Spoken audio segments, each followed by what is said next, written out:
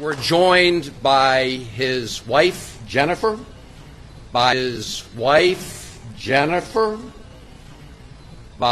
mother, Cecilia, by his brother, Cesar, and thank all of the rest of you who are joining us in solidarity with the Constitution about what I would call Margarita Gate.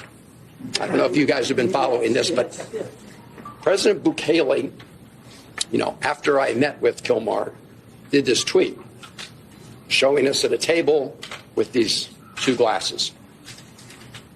So here's what happened. When I first sat down with Kilmar, we just had glasses of water on the table. I think maybe some coffee. And as we were talking, one of the government people came over and deposited two other glasses on the table with ice, and I don't know if it was salt or sugar around the top, but they look like margaritas. And if you look at the one they put in front of Kilmar, it actually had a little less liquid than the one in front of me, to try to make it look, I assume, like he drank out of it. Let me just be very clear. Neither of us touched the drinks that were in front of us. And if you want to play a little Sherlock Holmes, I'll tell you how you can know that. So if you look at the video or the picture I sent out from the beginning of our meeting, you'll see there are no glasses on the table. So you'll see in later videos they are on the table. But they made a little mistake. First, some people are very careful, right? If you sip out of one of those glasses, some of whatever it was, salt or sugar, would disappear. You would see a gap. There's no gap. Nobody drank any margaritas or sugar water or whatever it is. But this is a lesson into the lengths that President Bukele will do to deceive people about what's going on. And it's also shows the lengths that the Trump administration and the president will go to, because when he was asked about a reporter about this, he just went along for the ride. Boy, oh boy, oh boy, oh boy, oh boy. We got to talk about some devastating news for the Democrat Party, because it seems like Margarita Gate has backfired. Now, Margarita Gate, I think, has been named that by Chris Van Hollen, the Democrat that decided it would be a good idea to go to El Salvador to try to rescue an illegal immigrant, alleged gang member, wife beater, human trafficker from their maximum security prison, okay? Because Democrats are now saving illegal immigrants, right? They're going to other countries and bringing illegal immigrants back into our country, okay? Back into the United States of America. That's how pro-illegal immigration the Democrats are. Like, they're literally bringing them back. They're fighting tooth and nail. They're flying across the globe, right, to bring illegal immigrants into the United States of America. In fact, this senator, Chris Van Hollen from Maryland, this guy, I've never heard of this dude, right? Until this dude decided to make his moment, right? His big national moment as a politician, the biggest moment of his career is him going to another country to fight on behalf of somebody that is not an American citizen. That's the biggest moment of this man's career. It's hilarious. It's absolutely hilarious. This timeline is incredible. I cannot believe the current Democrat Party. I cannot believe the current state of the Democrat Party. The Democrat Party of the 90s would not recognize today's Democrat Party, right? The Democrat Party of the 90s would say that today's Democrat Party has gone off of the deep end, right? That they are radically far left. The crazy part is that wing of the Democrat Party I'm talking about, the establishment wing, they're not even the furthest left of a significant part of the Democrat Party, which again is the far, far, far left. Okay, the communists and the socialists. Okay, so it's a very fascinating story. Okay, again, it seems to be a move that has backfired, and we're going to talk about that because this senator came back and he did a press conference and explained what he talked to the illegal immigrant about. Take a look. Do you have a sense of his health, his well-being? Did you get any indication that he'd been abused? I did not get that sense. Look, you never know, but I asked him if he was okay. He said yes. He said he has I think a blood pressure condition. He has seen a doctor. So, you know, on a very cursory examination, he appeared okay. Now, I will say, just to be clear, there was some negotiation about the terms of this meeting, and we were kind of surrounded by video cameras. So I do want to say that was the setting he was in. I should also just say, you know, I'd mentioned the fake Margarita scandal. They actually wanted to have the meeting by the side of the pool, right, in the hotel. Just right. I mean, this is a guy who's been in CCOT. This is a guy who's been detained. They want to create this appearance that life was just lovely for Kilmar, which of course is a big fat lie. Have you been having any? Yeah, so you see that, you heard that. I think this Democrat sounds ungrateful, okay? I really do. I think he sounds ungrateful because Nayib Bukele did not have to allow him to see the illegal immigrant, right? Nayib Bukele didn't have to allow him to do that. And he's complaining about the fact that Nayib Bukele wanted to allow him to meet the illegal immigrant at a nice place, right? I mean, you look like you was on a date, right? You look like you was in love with him, okay? You like you was having a romance moment. He was trying to loosen you up a bit, right? Because, you know, you were very stressed out. You didn't know if you were going to be able to see your man, right? You didn't know if you were going to be able to see the illegal immigrant that you came to see, right? So I'm just saying, I think that Nayib Bukele was doing this senator a favor, right? That's what I think. That's what I believe. I don't know why he's so upset, but maybe, just maybe, he knows that this is not good optics, right? The White House posted this. We are not the same, right? This is the message that Democrats are sending to the American people. Their priorities are having drinks with illegal immigrants in other countries, trying to fly them back into the United States of America. And the priorities of the Trump administration is the actual parents who have lost children to illegal immigrants, right? The people that Democrats are trying to literally bring back into the country, right? That's the crazy part about it.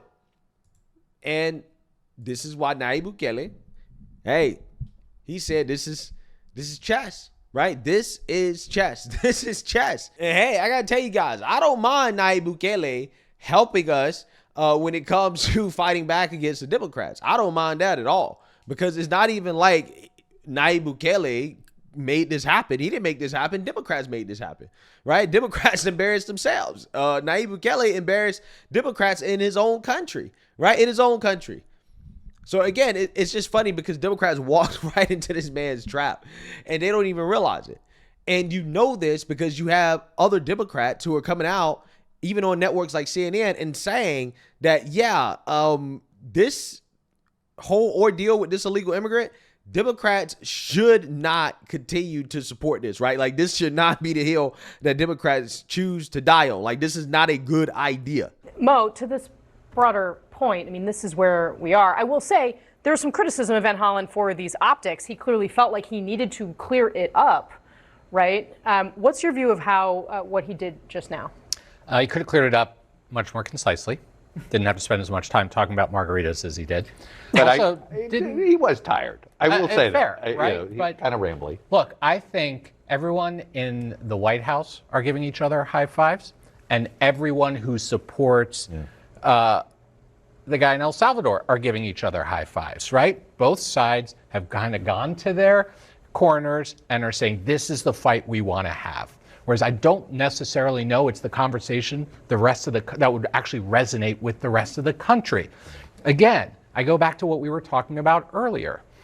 It's less about him as it is about all of us. And if he were to have focused on that, he did it a little bit. Yeah. He did a little bit there, about a third of the way through, right? Where he said, taking away his constitutional rights takes away all of our constitutional rights. That is the place to take this. We don't know all of the details about this guy. So let's not make him a martyr. Let's make this about the fact that Donald Trump and his administration are chipping away at our rights on a daily basis. Yeah, so you see that, you heard that. Okay, that Democrat operative says Democrats should not try to make this illegal immigrant a martyr. Okay, don't do that. Don't do that. And I think that's good advice. I don't think they should try to either, but at the same time, Democrat leadership, like for example, David Hogg, believes that Democrats like Chris Van Hollen are the exact type of Democrats that they need to be promoting and highlighting to the American people. Take a look. Let me let you address some social media criticism you've gotten. Matt Bennett from the Clinton-Gore era. This is insane behavior. John Anzalone, pollster most recently for President Biden. Yeah. $20 million should be spent on swing state legislative races, meaning state legislative races, and down ballot, not on this. Steve Shale, a Florida Democratic strategist, saying the DNC's vice chair should be focused on this kind of engagement, meaning engaging in places in battleground states where Democrats have lost ground, not over which Dem in a plus 20 seat should be primaried and knocked out. You know, look at the last results of the previous election. Those are the purported experts that brought us here. Just to say, it's not personal, right? I don't take those attacks personally in this regard. This is a strategic disagreement. And I want to be clear. All this money that we're raising is not only being spent on primaries by any means. That is the story that a lot of journalists and media run with.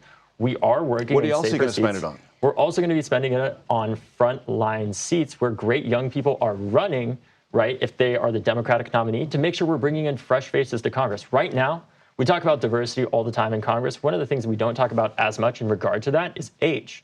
Currently, if we had the same number of 25 to 30-year-olds in Congress as we do proportionally to the population, we would have over 40 people under the age of 30 in Congress. And I don't know if you've looked at Congress recently. We have one that is under the age of 30. That is not good for the future of the Democratic Party. President Biden was as successful as he was, I would argue, because he started when he was 29, which I know is hard for some younger people to believe. But if you look at FDR, if you look at LBJ, they started all before they were 30, and they became that successful because they were that young. So and right now, those leaders don't have that chance. Thing.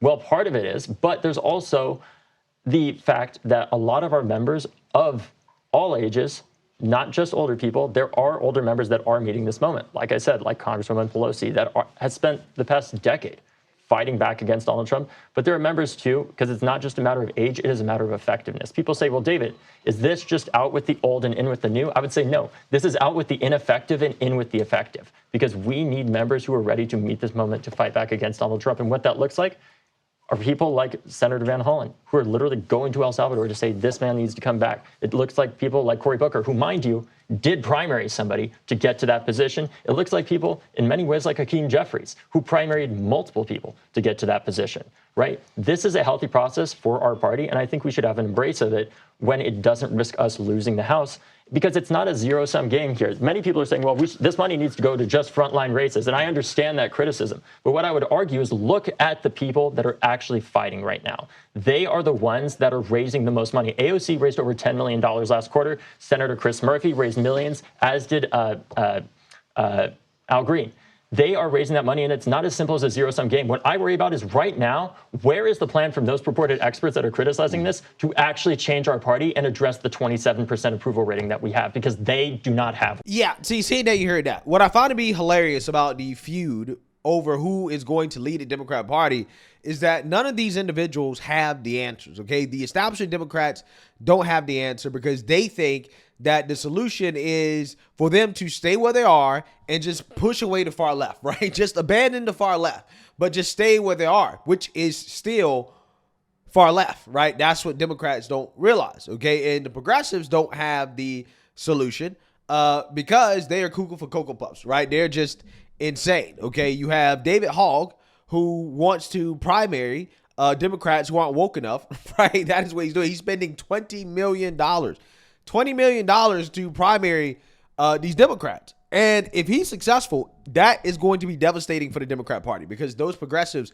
will not be able to win in general elections. Okay, that is what's going to happen, right? And the Democrat leadership, they know this, right? Hey, that is why James Carville has come out and basically said, hey, we need a divorce, right? We have to move away from the David Hoggs, these far left loonies, the AOCs, the Bernies. We have to move away because we can't win in general elections with them, right? We can't do it. They are constantly trying to get rid of sane Democrats. The problem is that there are no sane Democrats, right? That is the problem for the Democrat Party. So again, it's just a breeding ground of extremism. It's becoming more and more and more extreme. Again, we're seeing Democrats go to try to rescue illegals in other countries, right? To go to foreign countries and to rescue other people's citizens and to bring them back here. That's what we're seeing, okay? That's what we're seeing for the Democrat Party. That's how extreme they have become, okay? And their leadership is openly like advocating for that, right? Their leadership is saying, yeah.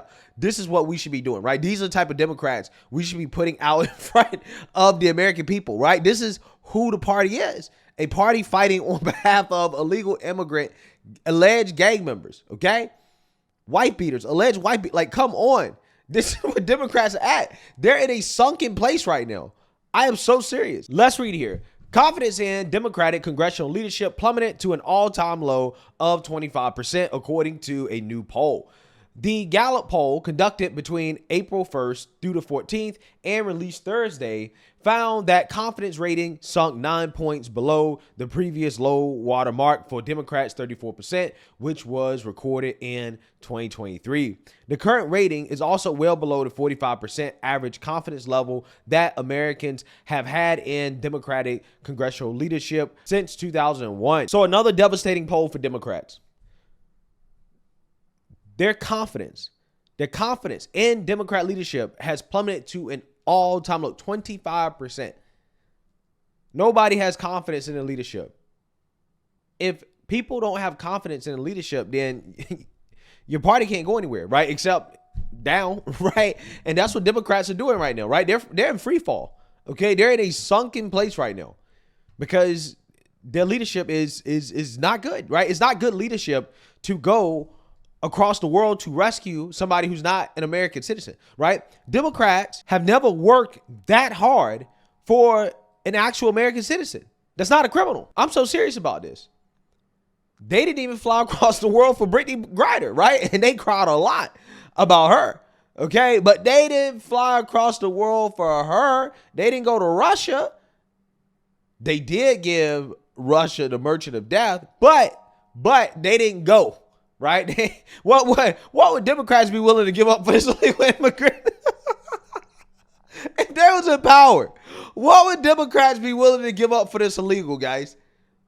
Seriously, what would they be willing to give up? If they were willing to give up the Merchant of Death for Brittany Griner, what do you think they'd be willing to give up for this illegal immigrant? For MS-13, alleged MS-13 gang member, human trafficker, white beater. Like, seriously, what do you think Democrats would be willing to give up? Oh, I guess the main question really is, what would Nayib Bukele demand, right? What would Nayib Bukele demand? He probably would demand Bitcoin, to be honest with you. And Democrats would be stupid enough to do it. Democrats would give away all our Bitcoin for these illegal immigrants. I guarantee you they would give away all our Bitcoin. If Nayib Bukele said, we just want all your Bitcoin, I guarantee you Democrats say, here, take it, right? Again, that is where the Democrat Party is right now.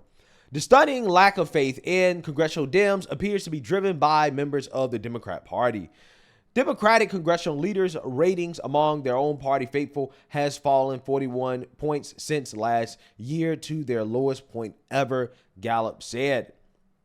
Quote, the previous low for Democratic congressional leaders among Democrats was 60%, recorded in 2005. The pollster added, for their part, Republican confidence in their own party congressional leaders has never fallen below 42%.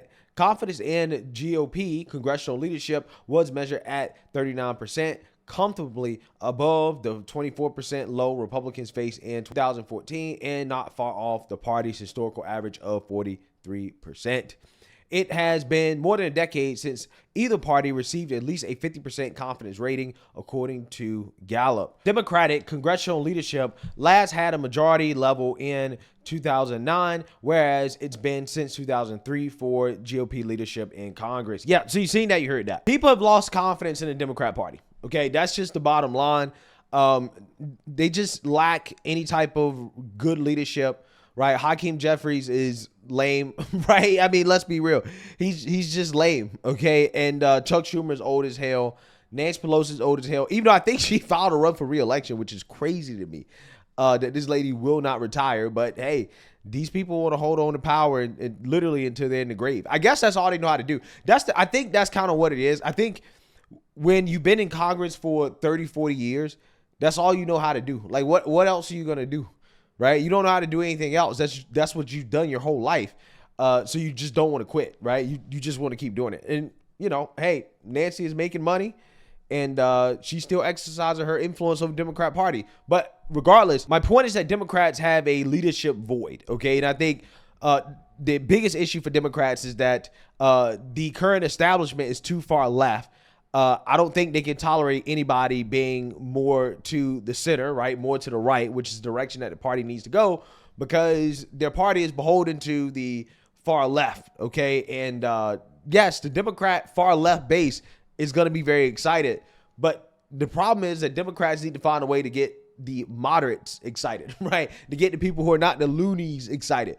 However, Democrats are showing that, hey, they are the loonies, right? Like, they are a Looney Tunes party.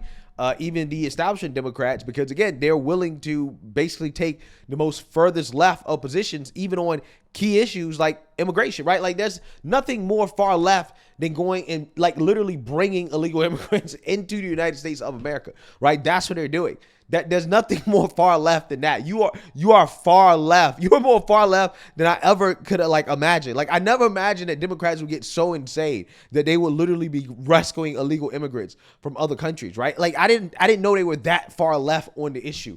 Okay, I thought, okay, yeah, they want open borders. Okay, yes, they definitely want the illegals to come in and they want to vote, make them citizens. You know, basically change the population. Yeah, they want to do all that, right? Like, I think that's clear, but I didn't know they were willing to go to other countries to bring illegals into, like, literally to fly them back to the United States of America. I didn't know the Democrats were that extreme. That's wild. That is wild. So, you know, if this is the hill that Democrats die on, it's just, I just don't see how they can revive their party. I just don't see how this has mainstream appeal. This can't have mainstream appeal. But, you know, hey, I think they've chosen their path. Their Trump derangement is the nail in their coffin. Let me know what you guys think. Make sure you like, comment, and subscribe. Most importantly, share a Black conservative perspective. Peace.